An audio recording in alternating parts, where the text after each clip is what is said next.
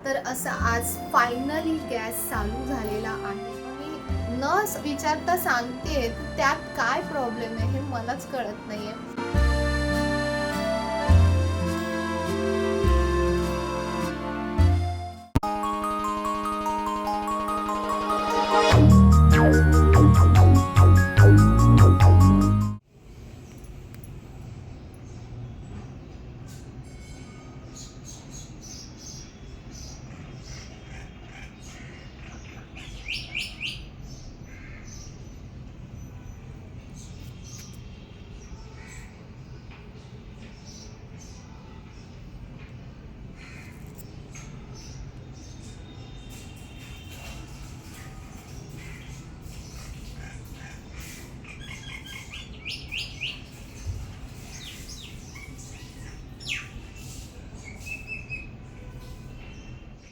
Hello, नमस्कार. कसे आहात सर्व? मस्त आहात ना? मस्तच राहा. सर्वांना सर्वप्रथम श्री स्वामी समर्थ. तुम्हाला सर्वांना आजचा दिवस खूप छान आनंदाचा आणि आरोग्यदायी जाओ. तर पक्ष्यांचा आवाज तुम्ही ऐकलात आणि ते पक्षी आहेत ना असे छान काहीतरी निरीक्षण करत असतात. त्यांना बघायला इतकं मस्त वाटतं ना, की काहीतरी त्यांची हालचाल चालू असते. मग काही बघत असतात, काहीतरी बोलत असतात. ते बघायला खूप भारी वाटतं. तर म्हणून एक छोटंसं एक शॉर्ट तुम्हाला दाखवला मी.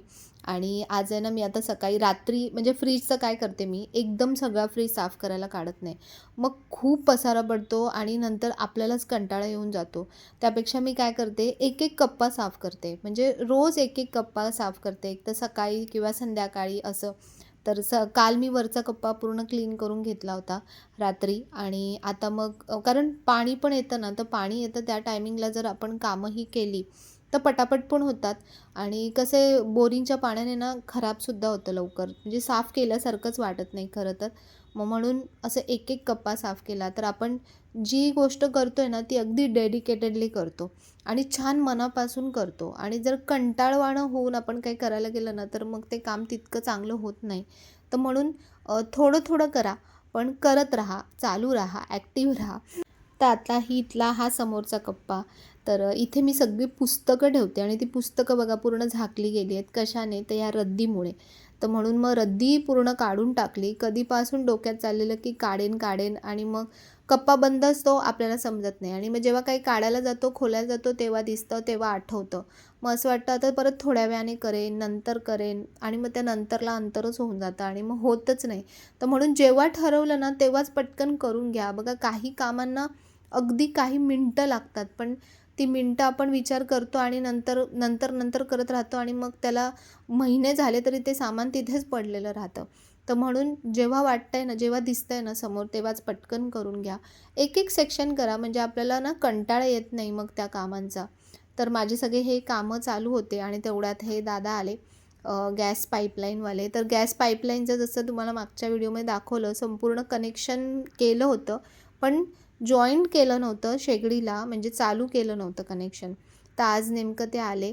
आणि पण एक गोष्ट तुम्हाला सांगते, की हे फक्त मला असं वाटलं आता काय पटकन फक्त पाईप लावतील आणि माझं कनेक्शन लगेच चालू होईल. पण तसं नव्हतं. नवीन शेगडी जरी घेतली, तरी मग असं सगळं त्याच्यात चेंज करावे लागेल का? हां हां हां हे आपला हे सीएनजीचे येत नाही कुठले चुला. अच्छा.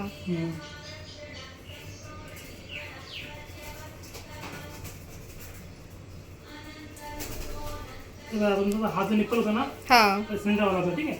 अच्छा. तर मी ह्याला होल होल मोठा केला आहे ड्रिलने, ठीक आहे. अच्छा.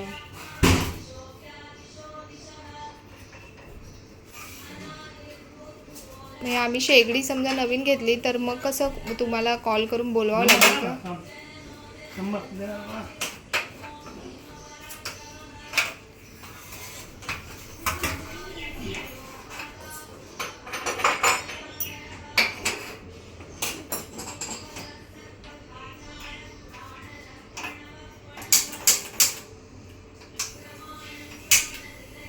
आता हा मी होल मोठा केला हां. मध्ये एवढा भेटला, तरी पण ना हा स्लो केला की जाणार. हा अच्छा. हा ते झाली काय.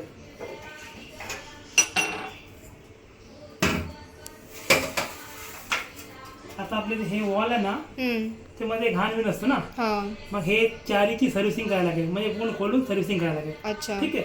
हे सर्व्हिसिंग. हम्म, आता मी तुमच्यामध्ये होल केलं ना, तुमचंच नेपर होता, हम्म. त्याच्यामध्ये वेगळी नेपर येणार. त्याच्यामध्ये ऑलरेडी पहिल्यापासून होल मोठा कमी असतो, ठीक आहे. अच्छा. आणि याच्यामध्ये एक हा लागणार, एक हा लागणार आणि एक हा लागणार, ठीक आहे. हम्म, आणि सर्व्हिसिंग हम्म. हे करून घेतलं तर ते वेगळे असतात. पैसे आता वेगळे हा लागतात. हे मला चालू करून दिलं ना, चारही बाजूंचा असा होल मारून, हम्म. त्याचे काही पैसे नाही. हे ₹12,000 असतो चालू करून द्यायचा, ठीक आहे. अच्छा. हे टाकलं आणि सर्व्हिसिंग केलं, मग तुमचं स्लो पण होणार, आरामात गेला ना मग राहील. समजा तुम्ही मग ठेवून आपण एकदम बारीक करून गेले, हम्म. मग तो भिजून जाणार. भिजून हा, जाणार. ते problem. तसं नको व्हायला. हा. आता मला एक कप. तर मला वाटलेलं की 10 मिनटाचं काम आहे, पण 10 मिनटं नाही, जवळपास दीड तास गेला या गोष्टीला. पण चांगलं झालं, जेही होतं ते खरंच चांगल्यासाठी होतं. म्हणजे त्यांनी शेगडीमध्ये व्यवस्थित सेटिंग पण करून दिली, त्यानंतर संपूर्ण सर्व्हिसिंग करून दिली, जी आपण कधीच करत नाही. काहीतरी म्हणजे बिघडलं, काही रिपेअर करायचं असेल, तेव्हाच आपण गॅसवाल्याला बोलवायला जातो. नाहीतर एरवी असं वर्षातून एकदा अशा प्रकारे बघा ते कसं क्लिनिंग करतात, संपूर्ण बटनाच्या इथून वगैरे संपूर्ण क्लिनिंग करतात. तसं क्लिनिंग कधीच आपण स्वतःहून बोलून करून घेतच नाही. ॲक्च्युली करायला पाहिजे हे, की त्याच्यामुळे आपली शेगडी आणखीन जास्त लाँग लाईफ चालते. तर ते मला म्हणाले, तुमच्या शेगडीत काहीच प्रॉब्लेम नाही आहे, तुम्ही सध्या शेगडी चेंज करण्याच्या भानगडीत पडू नका, कारण तुमचे बर्नर पण सगळे चांगले आहेत आणि शेगडी पण तुमची अगदी व्यवस्थित मेंटेन आहे. तर म्हणून मग मी जो शेगडीचा प्लॅन आहे ना, तो थोडासा साईडलाच ठेवला, कारण नवीन जरी घेतली तर पुन्हा मला बोलवावं लागेल आणि पुन्हा हे सगळं चेंज करावं लागेल. तर हातासोबत त्यांनी मला तिथनं बटणं वगैरे काढून दिले, तर मग म्हटलं चला हे पण व्यवस्थित क्लीन करून घेऊ, कारण इतर वेळी आपण फक्त वरूनच शेगडी पुसतो, पण हा बटनांच्या ठिकाणी पण बघा किती खराब झालेलं असतं. पण त्यांच्या मार्गदर्शनाच्या खाली मी या सगळ्या गोष्टी केल्या. तर त्यानिमित्ताने माझ्या शेगडीची संपूर्ण अगदी परफेक्ट अशी सर्व्हिसिंग झाली. तर हा गॅस बघा कसा जळतो. आपला जो सिलेंडरचा गॅस आहे तो कसा जळतो, वेगळाच वाटतो ना, आणि ह्याच्यामध्ये बघा असं वेगळंच फ्लेम, सगळ्या आगीच्या वेगळ्याच फ्लेम बाहेर पडतात.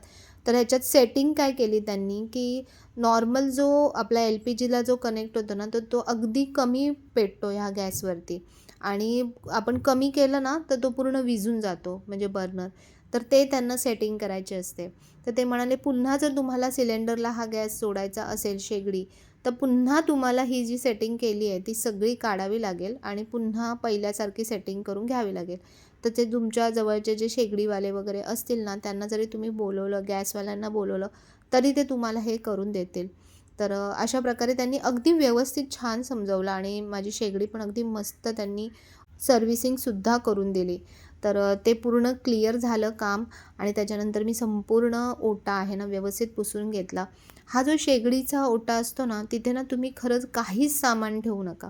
अगदी क्लीन ठेवा, म्हणजे तुम्हाला जेवण बनवताना अगदी सोपं पडतं. काही एक्स्ट्राची जी आपली जेवणाची फक्त भांडी असतात ना, ती तिथे राहतात, आणि त्याच्यामुळे काम करायला तुम्हाला ओटा अगदी प्रोडक्टिव्ह राहतो. म्हणजे खूप सारं सामान असेल तर मग हे कुठे ठेवू, ते कुठे ठेवू, आणि दिसायला पण चांगलं दिसत नाही. जितकं सुटसुटीत आणि मोकळं राहतं ना, तितकं तुम्हाला साफसफाई करायला पण बरं पडतं आणि दिसायलासुद्धा छान वाटतं. तर बघा अशा प्रकारे पाईपलाईनचं ह्यांनी कनेक्शन मला करून दिलं आहे. शेगडी चालू झाली आहे, आणि आता इथे जो सिलेंडर मी ठेवते, आणि हा जो एक्स्ट्रा दरवाजा लावून घेतला होता, तर हा आता काढावा लागेल. आणि इथे जे मी ट्रॉलीज बनवून घेतल्या होत्या, तर त्या ट्रॉलीज मला इथे मस्त सेट करता येतील.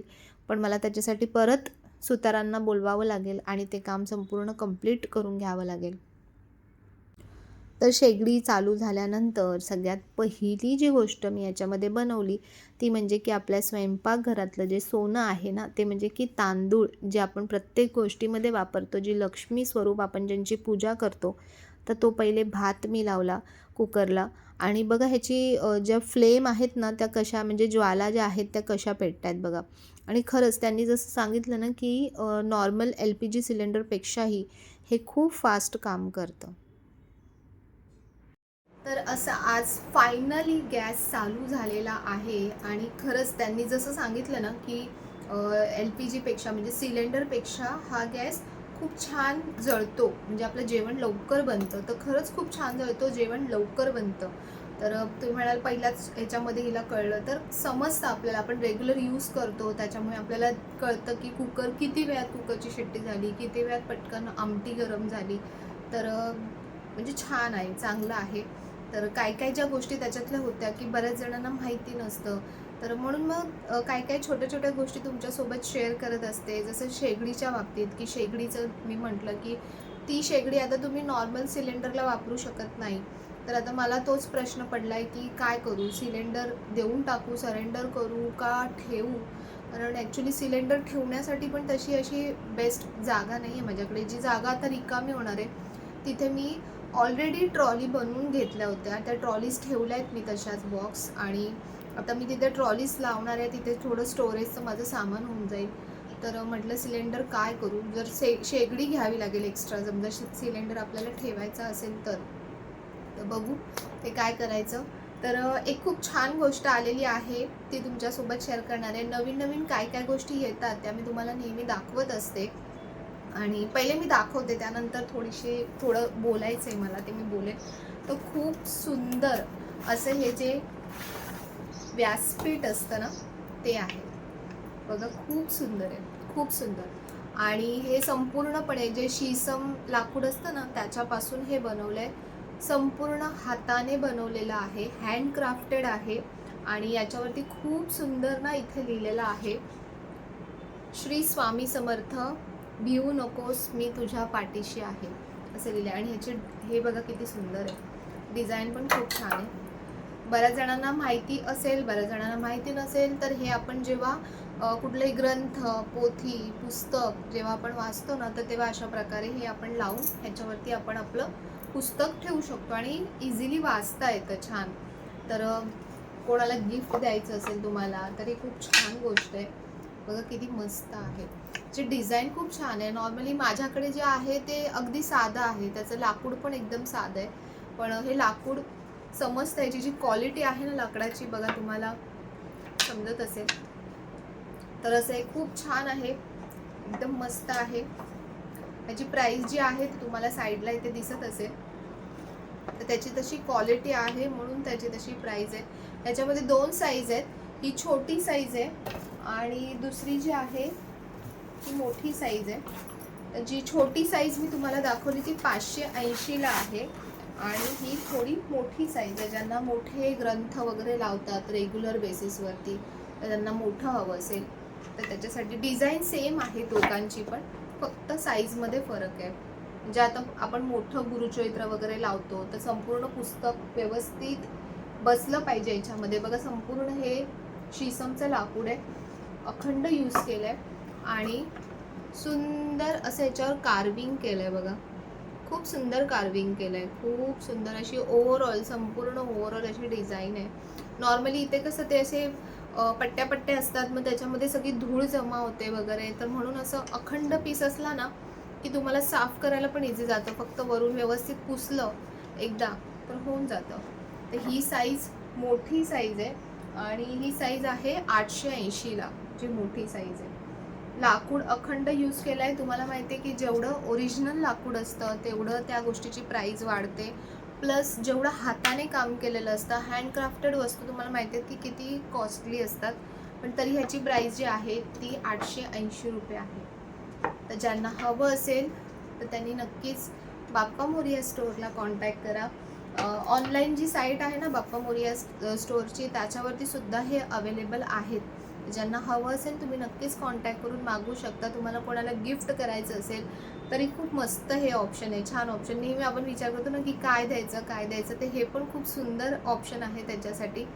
तर मला जे बोलायचं होतं तुमच्यासोबत, की बऱ्याचदा अशा म्हणजे कमेंट्स येतात. मागच्या वेळेला सुद्धा मी बऱ्याचदा डिस्कस केलं होतं. ॲक्च्युली पुन्हा तेच बोलणं चांगलं नाही वाटत, पण तरी कुठेतरी जेव्हा आपण काहीतरी चांगलं काम करतोय, आता सुरुवातीला जेव्हा मला खरंच एवढा ह्या गोष्टींचा गंध नव्हता किंवा अध्यात्माचा तेवढा पोच नव्हता, तेव्हा मी जे येईल ना ते सगळं प्रमोशनला घ्यायची. म्हणजे कॉस्मॅटिक्स म्हणा किंवा काही ज्या वस्तू आहे, स्पेशली तर कॉस्मॅटिक्सच्या बाबतीतच मी तुम्हाला म्हणेन की कॉस्मॅटिक्सचं जसं येतं तर आपण काही प्रोडक्ट सगळे दाखवतो. तुमचा माझ्यावरती एवढा विश्वास असतो की, आणि त्याच्यात कसं असतं की जी गोष्ट चांगली जरी नसेल ना तरी ती तुम्हाला चांगलीच प्रेझेंट करावी लागते, की ही वस्तू खूप छान आहे, ह्याचा ग्लो खूप छान येतो वगैरे, असं तसं त्यांची जशी स्क्रिप्ट असेल त्याच्यानुसार त्या गोष्टी सांगाव्या लागतात. आणि सुरुवातीला मी केलं, पण नंतर मला असं जाणवायला लागलं की खरंच ही गोष्ट तितकी वर्क करत नाही आहे, तर मग मी का दाखवू तुम्हाला, का शेअर करू, का मला त्यात थोडेसे पैसे मिळतात म्हणून मी त्याच्यासाठी जो तुम्ही माझ्यावर आज विश्वास टाकताय त्या विश्वासाला कुठेतरी तडा जात असेल, म्हणून मी त्या सगळ्या गोष्टी बंद केल्या. म्हणजे लिटरली ममाअर्थ, पर्पल इतके त्याच्यामध्ये म्हणजे पैसे इतके कमवू शकतो ना आपण, की जे आता खरंच जे ब्लॉगिंग वगैरे करतात, ज्यांचे चॅनल आहे, जे प्रमोशन्स करतात, त्यांना माहिती असेल की महिन्याला किती सारे पैसे त्याच्यामध्ये आपण कमवू शकतो. हव्या तेवढ्या ॲडव्हर्टाइजमेंट्स आपण घेऊ शकतो. तुम्ही जर व्यवस्थित माझे व्हिडिओ रोज बघत असाल, तर तुम्ही एक गोष्ट ऑब्झर्व केली असेल की मी फक्त आणि फक्त बाप्पा मोरया स्टोअरच्या गोष्टीच तुम्हाला दाखवते. बाकी इतर खूप साऱ्या ऑफर येतात. आज चॅनल 2,50,000च्या घरात चाललेलं आहे. तर तुम्ही विचार करा की किती प्रमोशन्स येत असतील. अगदी छोट्यातले छोटे आणि मोठ्यातले मोठे भरपूर प्रमोशन्स येतात, पण मी कुठलंच प्रमोशन घेत नाही. ज्या मला ताई वाटतात की खरंच खूप जेन्युइन आहेत, ज्यांना खरंच खूप गरज आहे. त्याच्यात पण असे बरेच जण मला भेटलेत की प्रॉडक्ट्स एवढे बरोबर नसतात, पण तरीही समोरून इमोशनली फोर्स केला जातो की ताई प्लीज दाखव, मला गरज आहे, असं तसं. नंतर दाखवल्यानंतर मग वेगळेच रंग दिसतात त्याच्यामध्ये. तुम्हाला जितकं वाटतं ना तितकी सोपी ही गोष्ट नाही आहे. बोलायला खूप सोपं आहे की तुम्हाला सगळं फुकट मिळतं, तुम्हाला काय प्रमोशनसाठी दाखवावं लागतं. आता हे जे फुकट, पहिली गोष्ट तर फुकट कोणाला काहीच मिळत नाही. जे पण ज्याच्या त्याच्या मेहनतीचं असतं. आज इतकी क्रेडिटेबिलिटी बनवायला पण खूप मेहनत केली आणि म्हणून इथपर्यंत पोहोचलोय. स्वामींचे आशीर्वाद आहेत त्याच्यामध्ये आणि स्वामींची इच्छा असते ना, म्हणूनच या गोष्टी होतात. तर तेव्हा मला जी गिल्ट वाटायची मनामध्ये की नको मी ह्या चुकीच्या, म्हणजे काही गोष्टी चांगल्या असतील पण 100पैकी 50% गोष्टी तर त्यात फक्त प्रमोशनसाठी आलेल्या असतात, कॉस्मेटिक्सच्या वगैरे. तर म्हणून मी ते बंद केलं लिटरली की मला नको आहे. मला त्यातून नाही पैसे मिळाले तरी चालेल, पण माझे जे लोक आहेत त्यांना चांगल्या गोष्टी मिळू दे, चांगल्या गोष्टी त्यांच्यापर्यंत पोहोचू देत. म्हणून मी ते सगळे प्रमोशन्स बंद केले. आता फक्त आणि फक्त हे बाप्पा मोरया स्टोअरचंच असतं. जे जे लोक मला खरोखर जेन्युइन वाटतात की दादा, तुम्ही बघत असाल कालचा पण मी जो व्हिडिओ शेअर केला त्याच्यामध्ये त्या ताईंनी सुद्धा त्यांचं मनोगत व्यक्त केलं. जितके लोक तिथे व्हिजिट करतात स्टोअरला किंवा जितके लोक त्यांच्याशी बोलतात, तुमचं काही ट्रान्झॅक्शन्स झाले असतील तरी तुम्हाला अनुभव आले असतील. बघा 100तून एखादी गोष्ट कुठे ना कुठे चुकीची घडते. जेव्हा खूप सारा व्हॉल्यूम असतो किंवा काय, तेव्हा बऱ्याचशा गोष्टी घडतात. पण म्हणजे ते ग्राह्य न धरता रेग्युलर त्यांचा जो रिस्पॉन्स आहे लोकांना, प्रत्येक गोष्टीबद्दल त्यांची जी तळमळ आहे की ताई आपण काहीतरी छान बनवू, ताई आपण काहीतरी छान देऊ, फक्त बिझनेस म्हणून नाही की मला हे विकायचं आहे म्हणून ताई तुम्ही प्रमोशन करा, ह्यासाठी नसतो त्यांचा अट्टाहास. ते खूप सारं म्हणतात ना, रिसर्च करतात प्रत्येक गोष्टीसाठी.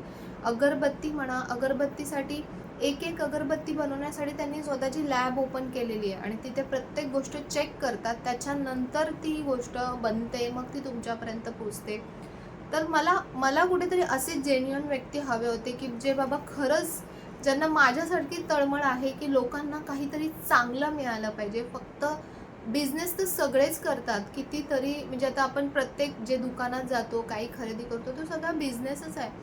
पण प्रत्येक दुकानदार लोकांचा विचार करून सगळ्या गोष्टी करत नाही. पहिला पॉईंट ऑफ व्ह्यू असतो की मला किती प्रॉफिट होईल किंवा माझा बिझनेस किती चांगला चालेल, हा त्याचा पॉईंट ऑफ व्ह्यू असतो.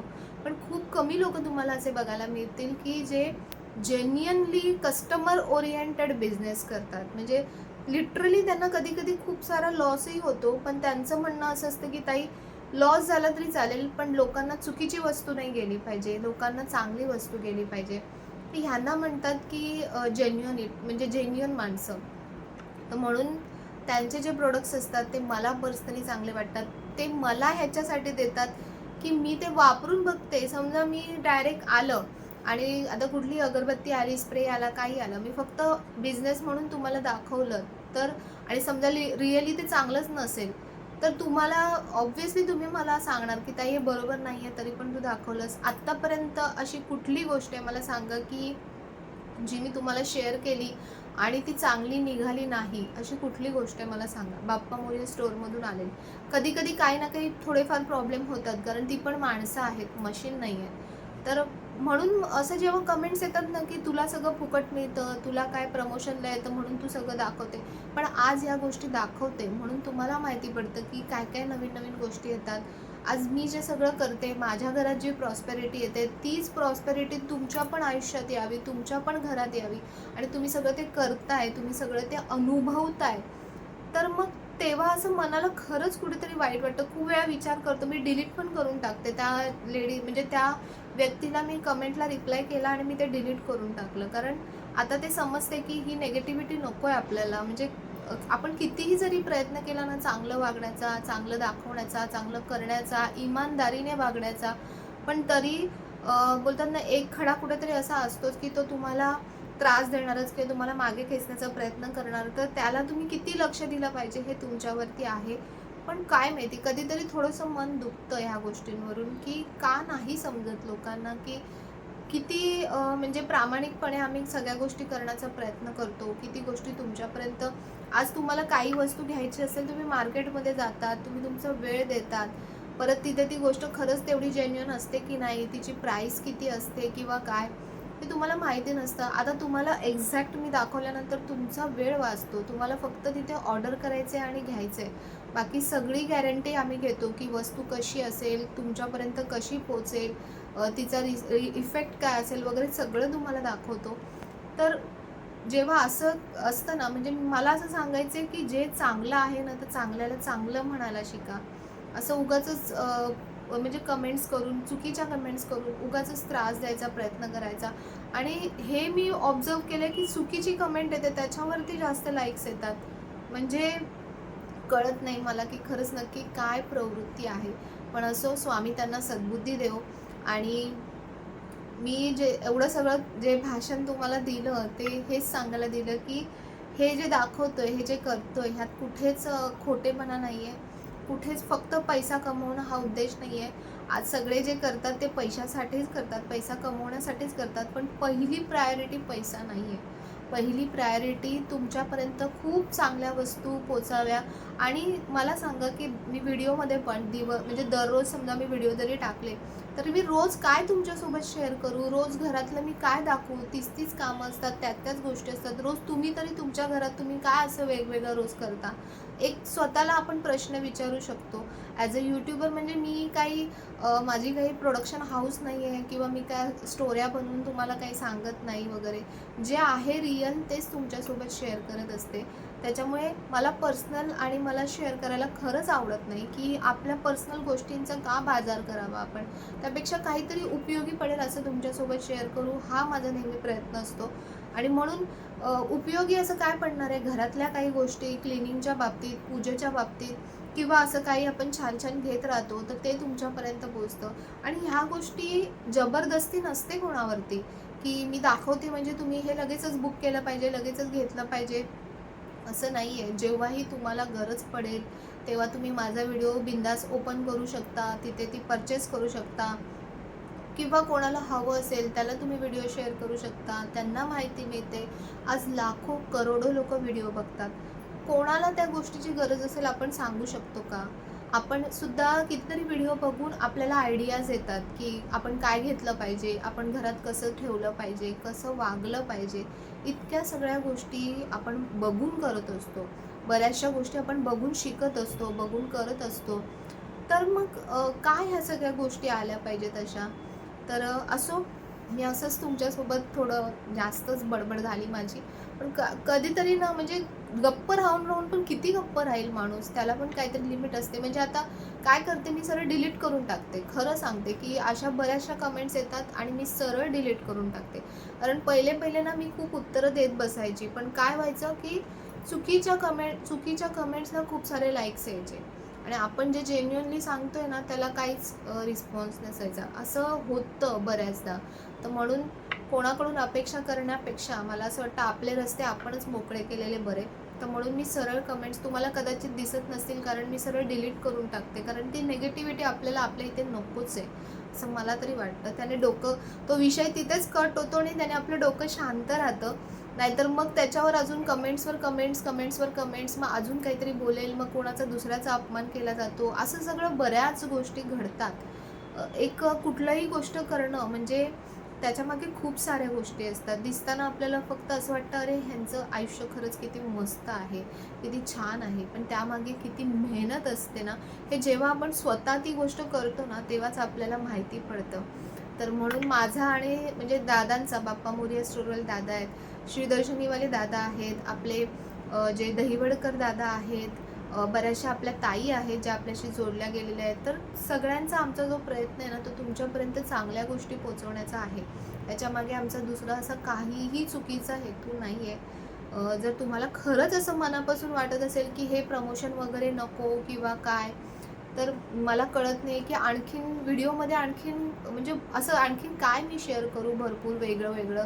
रोज मी काय व्हरायटी देऊ. ॲटलीस्ट ह्या वस्तूंच्या निमित्ताने तुमच्यापर्यंत नवीन नवीन गोष्टी पोचतात. पूजेमध्ये मी जे वापरते, भले मी तुमच्यासोबत जरी शेअर नाही केलं तरी हे सगळं मी वापरणारच आहे. आणि जेव्हा मी वापरणार तेव्हा तुम्ही विचारणारच आहात.